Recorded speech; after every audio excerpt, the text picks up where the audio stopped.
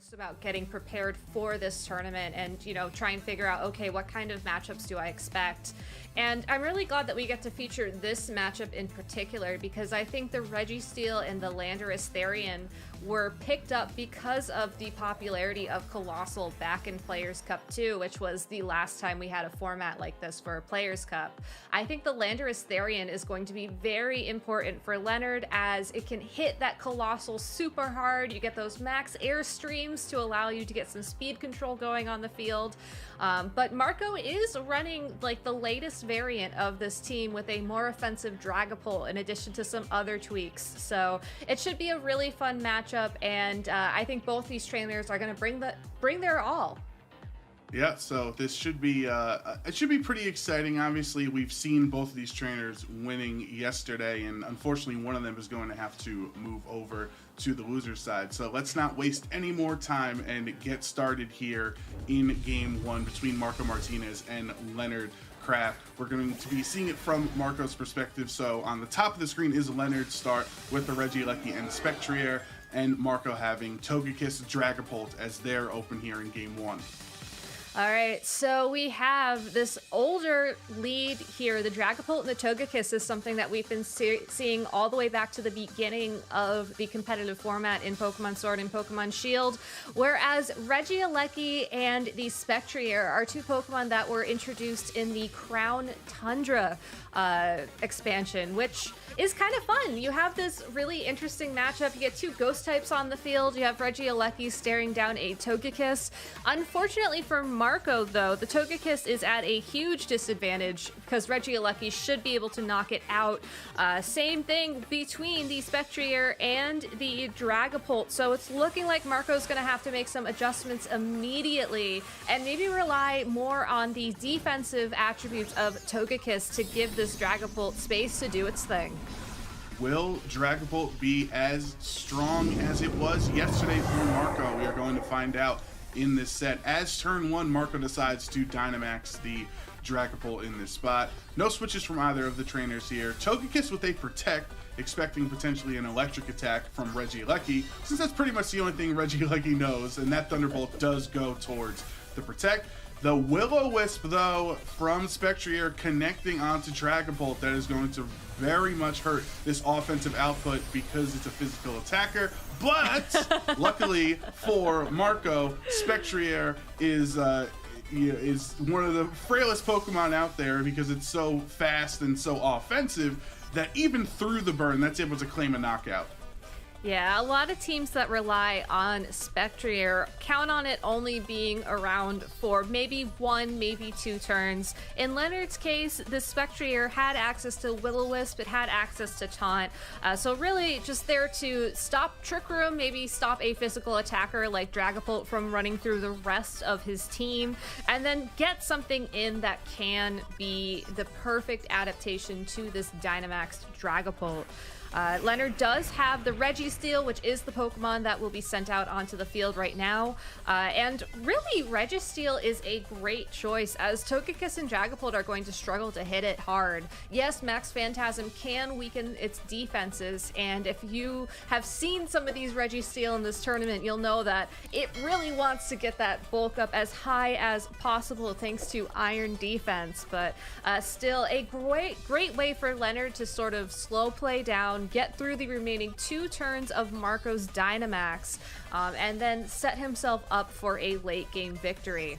If you're Marco and you're trying to adjust to that, I think you just have to keep hitting those Max Phantasms. You have to do damage where it counts, get those knockouts, and rely on whatever is in the back of your party, which, given it's an Incineroar and an Urshifu, both those Pokemon have a great matchup against the only Steel type Registeel.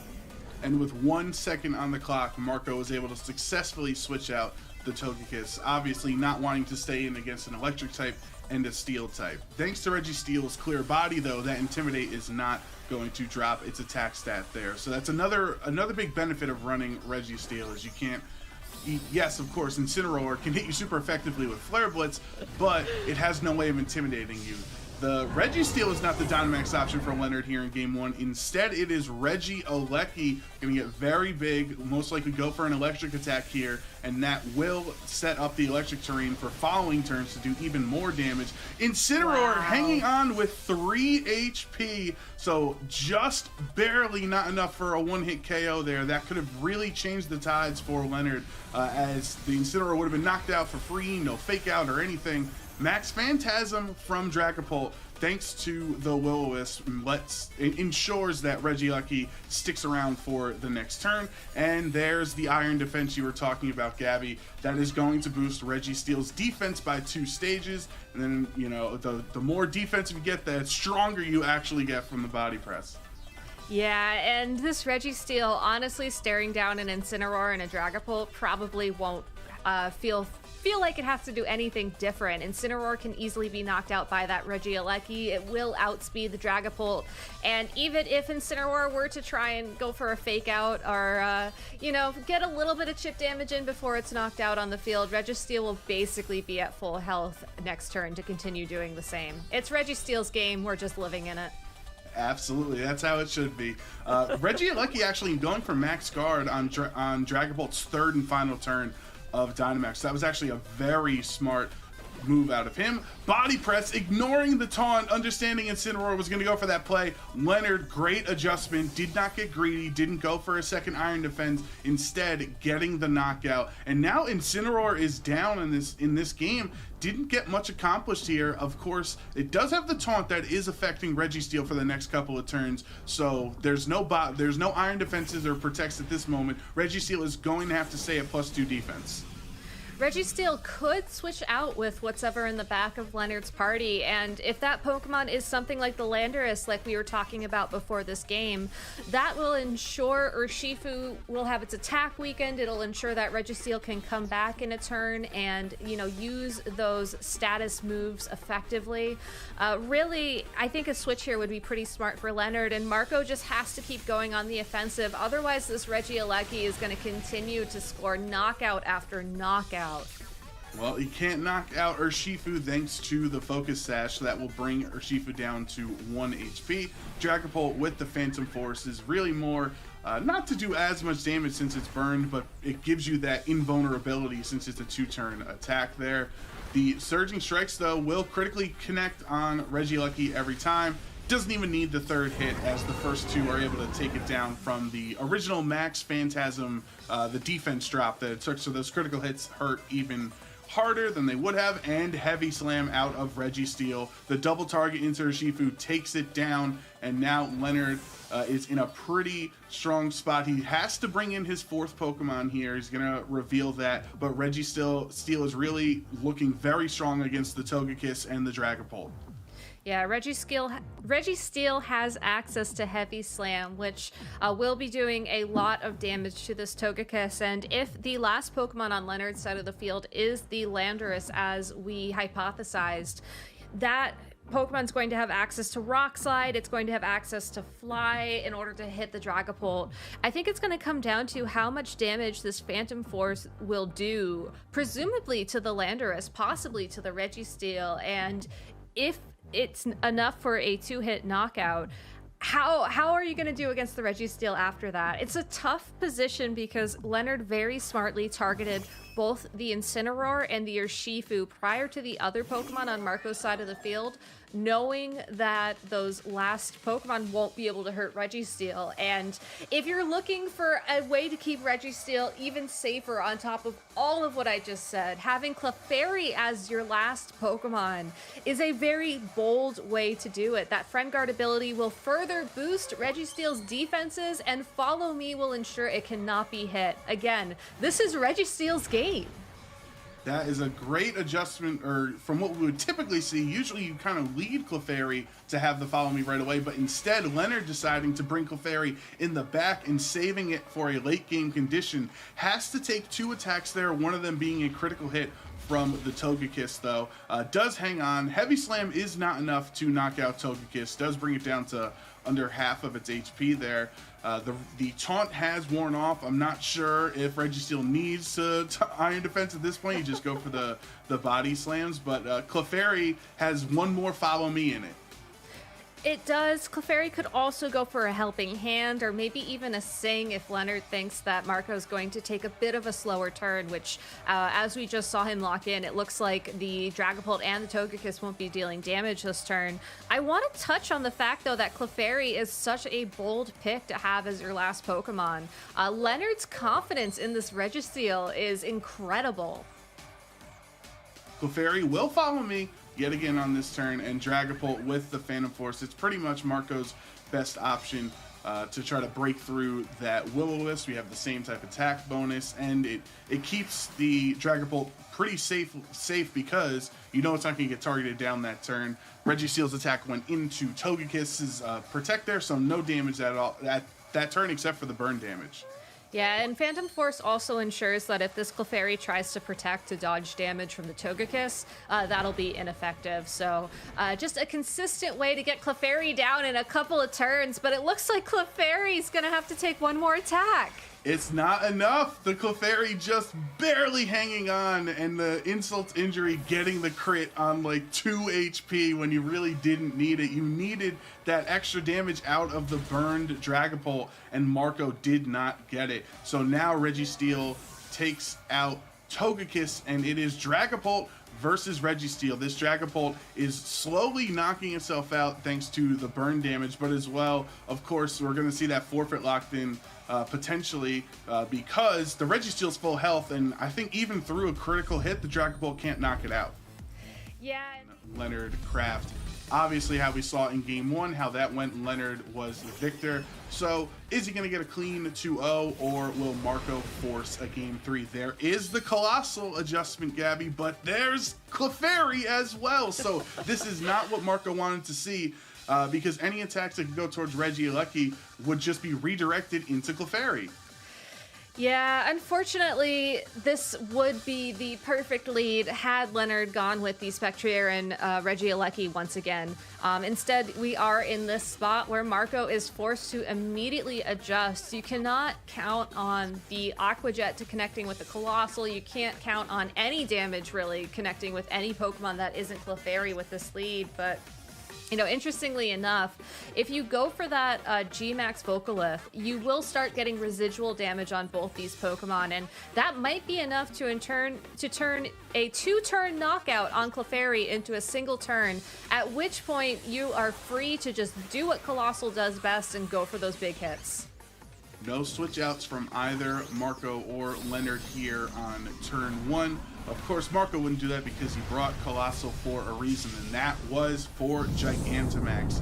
As we've seen through all the Players' Cups so far, Colossal has been such an unstoppable force when it can get its G-Max rolling. Electro Web from Regieleki brings Urshifu down to its Focus Sash there, so Urshifu, already at 1 HP, is not going to hang on for that long. The speeds will drop on both Colossal and Urshifu, and Surging Strikes from Urshifu going towards the Clefairy slot. So you're going to have 3 critical hits here. They do have low base power, so it is going to bring Clefairy down to pretty much around 50% of its HP. And then now the Clefairy with Sing connects on Colossal. Colossal, not only did it not get the weakness policy boost, it doesn't even get to attack on its first turn of G-Max.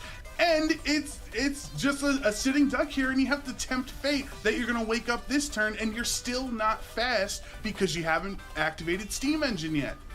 So this Clefairy has been trained to be faster than Colossal after a Electro Web drop prior to Steam Engine activation. And what you have here is Leonard assuming that Marco would assume that Clefairy would go for Follow Me, so Aqua Jet was not viable, and instead going for Sing, which isn't 100% accurate on top of all that. Far from so it. Again, the confidence in Leonard's play here is incredible.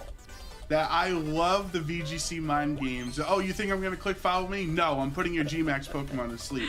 Now I didn't do it. Now I am clicking Follow Me. What are you going to do about it? attack from Regieleki goes into the Urshifu, knocking it out there. So now Marco has lost that easy access, that priority that Urshifu Rapid Strike can have Aqua Jet to target down the Colossal. That's now gone from this game. If Marco brought Dragapult, there is of course still the Surf option as a potential way to activate Steam Engine, but the Volt Switch from Regieleki is going to switch in Landorus Therian, Intimidate not mattering right now, and the second turn of G-Max, the Colossal stays asleep. We do see that Togekiss and Incineroar are the final two brought in this situation, so there is no Dragapult to activate the Steam Engine. There is not, and we got a great adjustment from Leonard with the reveal of that Landorus, leaving the Spectrier most likely behind, bringing the Pokemon that just gives you that perfect matchup against Colossal, the Fire Rock type Pokemon.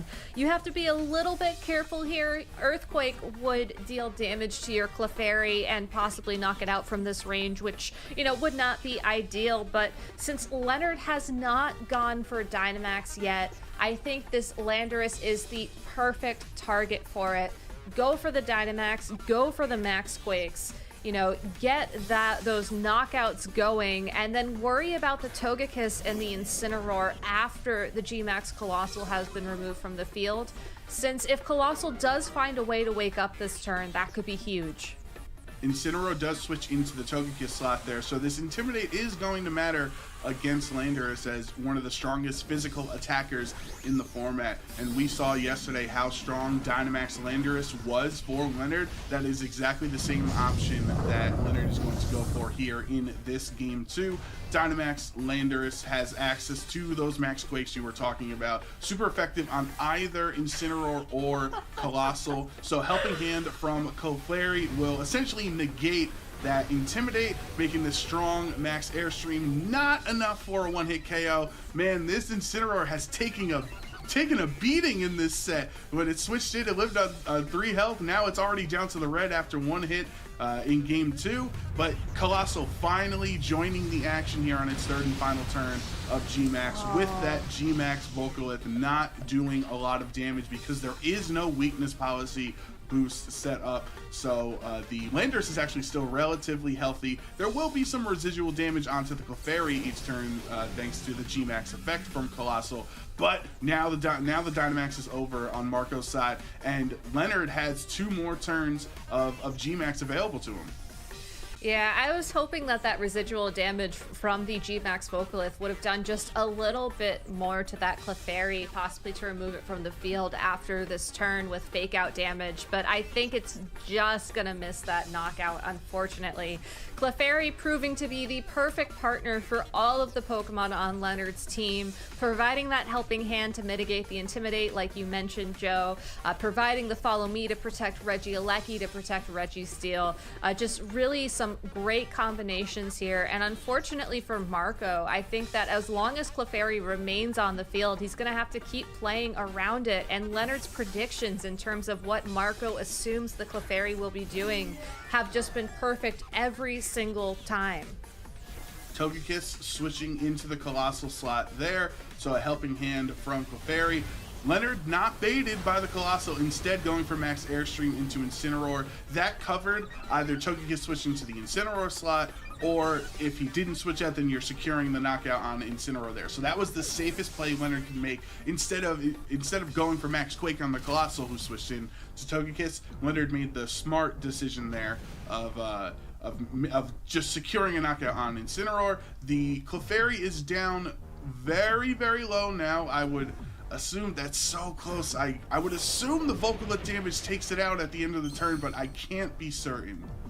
It's tough. It's going to be tough, but I think Clefairy has accomplished everything it has needed to do for this game, since this is Landorus Therian's last turn of Dynamax. It could go for the Max Quake into the Colossal, it could go for another Airstream, or maybe even a Max Rockfall into that Togekiss, and then when the Clefairy's knocked out, or maybe even switch the Clefairy around, use Protect to ensure you don't take damage, Earthquake to knock out that Colossal to take the game. It's just been a great great friend in this game for Landorus, for Regieleki, and I'm really loving how Leonard is just continuing to keep it on the field and not feeling pressured to go for follow me every single turn, like I think a lot of Clefairy players default to in situations like this. 3 turns in a row, you're going to have a Helping Hand boosted Dynamax attack out of the Landorus. Togekiss has Follow Me on its side, so this will redirect the Max Airstream, of course. That's the 3rd Max Airstream towards it, and Togekiss is able to hang on with a sliver of HP. If it wasn't for that initial Intimidate, a few turns ago, the Landorus would have been able to knock it out from the Helping Hand boost, but instead it will just barely hang on. And the Heat Wave does connect onto both of Leonard's Pokemon, knocking out the Clefairy, but does not get a burn on Landorus. So now that Landorus is done with its Dynamax, it's going to be, super fast with those three boosts to its speed, and Leonard still has a very healthy, team in the back. Yeah, Regieleki on Leonard's team does have access to Protect. It's not one of those choice specs variants we've seen do very well throughout the tournament here in regional finals. So as a result, you could Protect, go for Earthquake, you could Rock Slide. Landorus has whatever move it wants to use at its disposal this upcoming turn, and Regieleki just has to be there to support. If Landorus decides to go for a Rock Slide or a Fly, Thunderbolt to KO the Togekiss would probably be the best play. If Landorus decides to go for Earthquake to knock out that Colossal, then you go for the Protect so you don't knock out your own Pokemon at the same time. The Togekiss is probably the scarier Pokemon if you're in Leonard's shoes right now. This is a Super Luck Togekiss, which means it'll be trying to hit critical hits more than it will be trying to find those secondary effects like a flinch from the Air Slash, but you just don't want to give your opponent that opportunity, And hypothetically, if you go with Earthquake, you're not going to damage Togekiss. If you go with Rock Slide and it misses or something, I think you just go for the safe play once again and then go for the Colossal the next turn. Just very, very well played by Leonard. And that has been the approach Leonard has shown all set so far, taking the safe option, not, making a risky play like Max Quaking and the Togekiss takes that slot. Instead, understanding that he'll do less damage for Max Airstream since it's not super effective, but it would actually help him later on because he's doing safer, consistent damage. And I really like how Leonard has shown, how to play this team composition in this game. A Protect out of Regieleki, which lets everybody know the Earthquake was coming from Landorus, and that will be 4 times super effective into the Colossal. So without that, the Gigantamax boost to its HP, Colossal never stood a chance against that Earthquake. Togekiss going for a Protect that turn, meaning it doesn't even get any damage off onto Leonard's side, but the G-Max Volca with residual damage will be enough to take down Landorus and hit the Regieleki, forcing Leonard to reveal his 4th Pokemon. So it'll be nice to see if Leonard did indeed bring the Registeel, which it looks like that was his final Pokemon choice. But I want to go back to something you mentioned the other day, Joe, just how Leonard has this mastery of mechanics within this game. And I think that his ability to look at all the different plays on the field and just consistently go for the safe option, consistently predict how his opponent is going